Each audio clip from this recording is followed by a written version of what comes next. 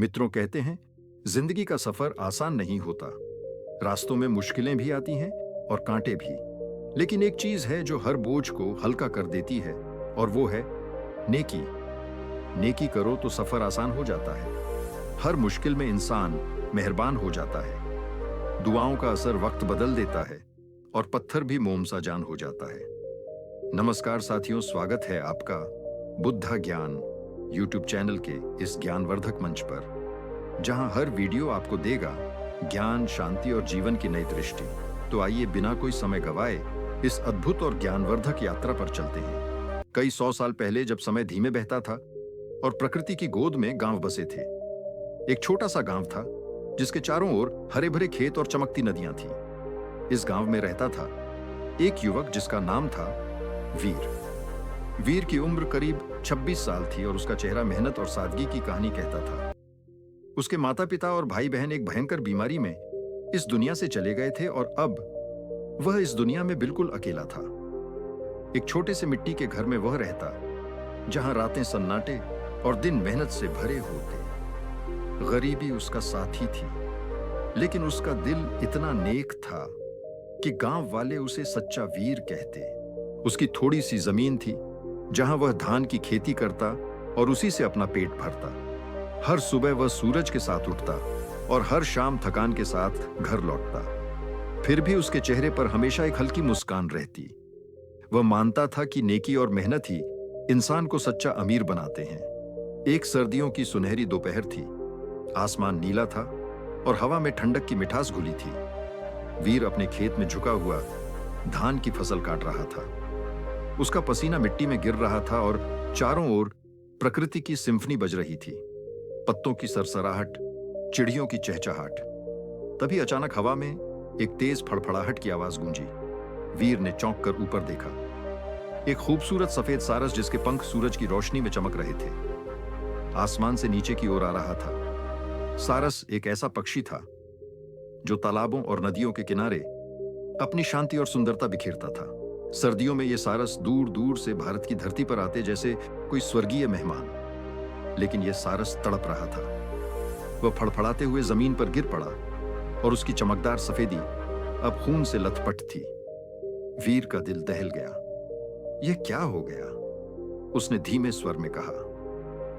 वह दौड़कर सारस के पास पहुंचा। करीब से देखा तो उसका दिल दया से भर गया। सारस का एक पंख जख्मी था और उसमें एक छोटा लेकिन गहरा तीर धंसा था। सारस, वीर ने कहा, जैसे वह उससे दिल की बात कर रहा हो। उसने सारस को अपनी गोद में उठाया। उसकी आंखों में दर्द साफ दिख रहा था। वीर ने अपनी कमीज का एक टुकड़ा फाड़ा, तीर को सावधानी से निकाला और जख्म को साफ किया। वह सारस के पंखों को धीरे धीरे सहलाता रहा, जैसे कोई मां अपने बच्चे को सांत्वना देती है।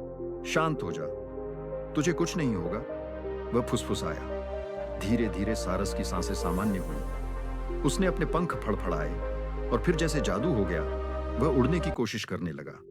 वीर के चेहरे पर एक गहरी मुस्कान फैल गई। जा मेरे दोस्त, अब सावधान रहना, उसने कहा और सारस को हवा में छोड़ दिया। सारस ने ऊंची उड़ान भरी। वीर के सिर के ऊपर 3 चक्कर लगाए जैसे कोई नृत्य कर रहा हो। उसकी मधुर कूक हवा में गूंजी और फिर वह आसमान की ऊंचाइयों में खो गया। वीर उसे जाते देखता रहा जब तक वह एक छोटा सा बिंदु बनकर गायब नहीं हो गया। उसके दिल में एक अनोखा सुकून था, जैसे उसने कोई बहुत बड़ा पुण्य किया हो। शाम ढल रही थी। सूरज की लालिमा आसमान को रंग रही थी और तारे धीरे धीरे झिलमिलाने लगे थे। वीर थका हारा अपने घर की ओर चल पड़ा, लेकिन जैसे ही वह अपने दरवाजे पर पहुंचा, उसकी सांसें थम गईं। वहां एक ऐसी युवती खड़ी थी जिसकी खूबसूरती किसी स्वप्न से कम ना थी। उसके चेहरे पर चांदनी की चमक थी, आंखें तारों की तरह चमक रही थीं और बाल हवा में लहरा रहे थे। वह मुस्कुराई और उसकी मुस्कान में एक जादू था। कौन हो तुम? वीर ने हकलाते हुए पूछा। उसका दिल तेजी से धड़क रहा था। युवती ने ऐसी आवाज में जवाब दिया जो मधुर संगीत की तरह थी। मैं तुम्हारी साथी हूं वीर, आज से मैं तुम्हारे साथ रहूंगी। वीर के होश उड़ गए। ये कैसे हो सकता है? मैं एक गरीब किसान, मेरे पास तो कुछ भी नहीं। तुम जैसी सुंदरता मेरे जैसे इंसान की पत्नी कैसे हो सकती है? उसने कहा, जैसे वह सपने में हो। युवती ने हंसकर कहा, चिंता मत करो वीर, मैं तुम्हारी हर मुश्किल आसान कर दूंगी। यह लो ये थैला, इसमें से जितने चावल निकालोगे उतने ही फिर से भर जाएंगे।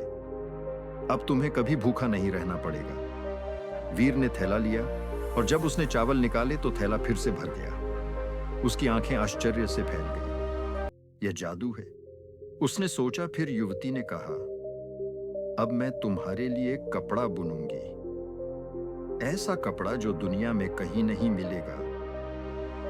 लेकिन मुझे 7 दिन तक इस कमरे में अकेले रहना होगा और तुम्हें वादा करना होगा कि तुम अंदर नहीं झांकोगे। वीर ने सिर हिलाया, हालांकि उसके मन में सवालों का तूफान उठ रहा था। यह कौन है, कहां से आई, और यह थैला, यह कपड़ा, यह सब क्या है? लेकिन वह चुप रहा। युवती कमरे में चली गई और अंदर से करघे की आवाज आने लगी। टक टक टक टक। 7 दिन बीते जो वीर के लिए 7 जन्मों जैसे थे। वह दिन रात बेचैन रहता। थैले से चावल मिलते रहे और उसका जीवन बदलने लगा। लेकिन उसका मन बार बार कमरे की ओर खींचता था। वह क्या कर रही है? बिना सूत के कपड़ा कैसे बुन रही है? वह सोचता। फिर भी उसने वादे का मान रखा। 7वें दिन युवती बाहर आई, हाथ में एक ऐसा कपड़ा लेकर जो चांदनी की तरह चमक रहा था। ये लो, इसे शहर में ले जाओ और एक 100 सोने के सिक्कों में बेचो। एक सिक्का भी कम मत लेना, उसने कहा। वीर शहर गया। कपड़े की बारीकी और सुंदरता ने सबको हैरान कर दिया। एक व्यापारी ने ठीक 100 सिक्के दिए और वीर खुशी से उछलता हुआ घर लौटा। लेकिन जब वह घर पहुंचा तो युवती फिर कमरे में थी और करघे की आवाज फिर गूंज रही थी। वीर की जिज्ञासा अब बेकाबू हो गई। ये कैसे संभव है? बिना सूत के इतना खूबसूरत कपड़ा, वह बार बार सोचता। उसका दिल और दिमाग आपस में जंग लड़ रहे थे। आखिरकार 6ठे दिन वह खुद को रोक ना सका। उसने धीरे से दरवाजे की दरार से झांका और जो उसने देखा वह उसके लिए किसी झटके से कम ना था। कमरे में कोई युवती नहीं थी। वहां वही सफेद सारस बैठा था जिसे उसने बचाया था। सारस अपने खूबसूरत पंख नोच नोच कर धागे बना रहा था और उनसे करघे पर कपड़ा बुन रहा था। वीर के मुंह से निकला, यह क्या जादू है? उसकी आवाज से सारस चौंक गया। दरवाजा खुला और सारस फिर से उस खूबसूरत युवती में बदल गया। लेकिन इस बार उसकी आंखों में दुख था। वीर, तुमने अपना वादा तोड़ दिया, उसने धीमी लेकिन गहरी आवाज में कहा। मैं वही सारस हूं जिसकी तुमने जान बचाई थी। मैं एक परी थी जो तुम्हारी नेकी का बदला चुकाने आई थी। मैंने तुम्हें खुशी और समृद्धि देना चाहा, लेकिन तुमने मेरा भरोसा तोड़ दिया। वीर की आंखें नम हो गईं। मुझे माफ कर दो, वह गिड़गिड़ाया। लेकिन युवती ने उदास मुस्कान के साथ कहा, अब मैं यहां नहीं रह सकती। यह आधा बुना कपड़ा मेरी निशानी के रूप में रखो। यह तुम्हें हमेशा याद दिलाएगा कि विश्वास कितना कीमती है। इतना कहकर वह सारस के रूप में बदल गई। उसने अपने पंख फड़फड़ाए, एक मधुर कूक के साथ हवा में उड़ी और देखते ही देखते आसमान की गहराइयों में खो गई। वीर वहीं खड़ा रहा, आंसुओं से भरा हुआ। उसके हाथ में आधा कपड़ा था जो इतना मुलायम और चमकदार था कि वह उसकी सुंदरता में खो गया। लेकिन उसका दिल टूट चुका था। समय बीता। वीर अब अमीर था। थैले से चावल और कपड़े से मिली दौलत ने उसे सुखी बना दिया था। लेकिन उसका दिल हमेशा खाली रहा। वह आधे कपड़े को अपने पास संभाल कर रखता और हर बार उसे देखकर अपने टूटे वादे पर पछताता। गांव वालों ने उसकी कहानी सुनी और सीखा कि नेकी का फल हमेशा मीठा होता है, लेकिन वादे तोड़ने की कीमत भारी होती है। सर्दियों की रातों में जब सारस की कूक गूंजती, वीर अपने घर के बाहर बैठता, वह आकाश की ओर देखता और धीरे से कहता, मेरी परी, तुम जहां भी हो, तुमने मुझे जीवन का सबसे बड़ा सबक दिया। उसकी कहानी गांव पीढ़ी से पीढ़ी तक फैली और लोग समझ गए कि सच्चाई, विश्वास और धैर्य ही जीवन का असली खजाना है। और कहीं दूर किसी अनजान आसमान में एक सफेद सारस उड़ता, जैसे वीर की नेकी को हमेशा याद रखता हो। तो साथियों, आज की यह कहानी यहीं समाप्त होती है। आशा है कि आपको इसमें से कुछ ऐसा सीखने को मिला हो जो आपकी जिंदगी को थोड़ा और बेहतर बना सके।